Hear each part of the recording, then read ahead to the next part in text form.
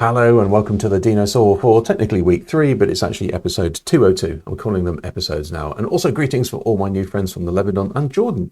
It's a pleasure to see you last week, so thank you for that. Let's crack on as ever. So first of all, we have BYD. Now, if you've not heard from them, they are a huge car manufacturer in China, and they have the new U9. This has been out for a while. You've seen this on stage doing this jumpy thing, but they've now done the jumpy thing in the wild. So what am I talking about is the suspension can jump over things. So it can react so quickly, it can then either jump over potholes or maybe spikes. So if you live in the UK, both of those things might be on the road, so that's kind of useful. So it can jump over 6 meters and up to 4 centimeters, I guess, in the air, because the spikes are 3.5 and it seems to be clearing them. You'll also notice that this is autonomous, so there's nobody driving this, it's doing it all on its own. So that's pretty cool. And as they say, please don't do this at home, etc., etc. But that's pretty cool. This is actually a clip of a video from iJustine, who was doing the CES walk around. And this is Lili. So Lili make essentially at the moment lights for people with dyslexia, and it flickers the light to help concentrate and also to prioritize a dominant eye, etc. Makes it more comfortable to read. And they've extended that to monitors. So what you're seeing in the background is a monitor that actually has a flashing backlight, and you can use an app to then, or a controller, to control the flashiness. It doesn't actually look like this red flashing, that's just an effect. But what that does is it obviously makes it easier to read. So if you are a monitor user, which everybody is, and you have dyslexia, this might be a thing to look at. So well done to Lili for that. This is actually from Shandong University, and I always love a good robot, and this is combining the two best bits of robots: weird, creepy, bipedal, kind of human-looking type robots, or even better ones that looks like chickens, and quadcopters. So this has them both. Why? Well, it allows it for more freedom. So you can use the quadcopters to create torque, which is kind of rotational force, and you can also use that to jump up into the air as well. So essentially it can do slightly more than a normal robot can do. It can jump elegantly onto things, for instance, and land softly. So I think that's quite cool. They do say in the paper, which is, if you want to read the paper, you can search that out, but they do say that future users will be exploring caves, which I think is interesting, and possibly clearing mines. So there you go, kind of interesting. Well done, Shandong University. This is actually from KOU University, and this is really interesting. Obviously, the world is full of fake news at the moment.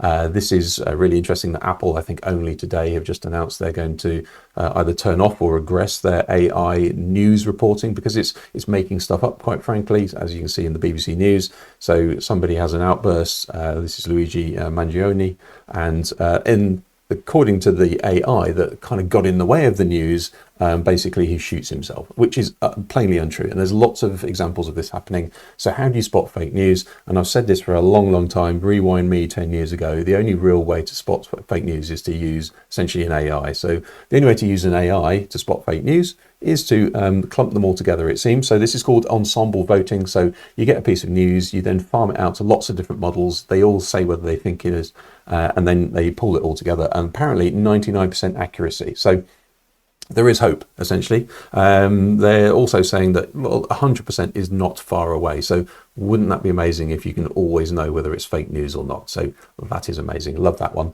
This is really cool as well. So I used to work in the sort of sports business and the broadcast business, kind of still do. And this is from the Australian Open. Now, for certain things, streaming rights on social media or on streaming platforms, they don't have the rights. The broadcaster rights have been sold elsewhere. So how do you actually do streaming of your essentially your broadcast when you don't have the rights? Well, what you do is you map it into a 3D world with avatars. These look like the Wii's from olden days, if you remember those. So all the data, the tracking data, is usually available anyway. The ball data certainly is as well. So all they're doing is they're using visual mapping to map 3D characters onto the real stuff. So you can actually watch it on YouTube using this with voiceover, and they're commentating on the audio and the voiceover, or the actual video, but you're seeing this, which I think is really, really interesting. So obviously you can change it for whatever you want in the future, but at the moment you're getting these slightly ropey kind of 3D characters, but that's an interesting way around that. This is really, really interesting. So this is Gunnar, and then Gunnar are renowned for their glasses that help you either gaming or watch when you're viewing a monitor. They help your eyes, essentially. So this is Trisha Hirschberger, who's got a really good channel, and she was walking around CES and showed these. I've tried to find them elsewhere. I cannot find them, but this is the best video we've got so far. So well done to Trisha for that. It's a great video. Do watch it. However, all she's really showing you here is that these glasses can change their lenses just by sort of moving your finger along. So lots of smart glasses out there with cameras and augmented reality. These are probably the ones I actually want right now. So you don't have to do sort of react to light. You can actually be in control of the glasses as well. So really like that. That's a cool smart glasses. So the video is really big and goes and has a look at lots of things. So it's definitely worth a look. So thanks, Trisha. And finally, and I did the and finally in my last video with Doom running on weird stuff, and it's now running on even more weird stuff. So somebody has managed to get Doom to run in a PDF.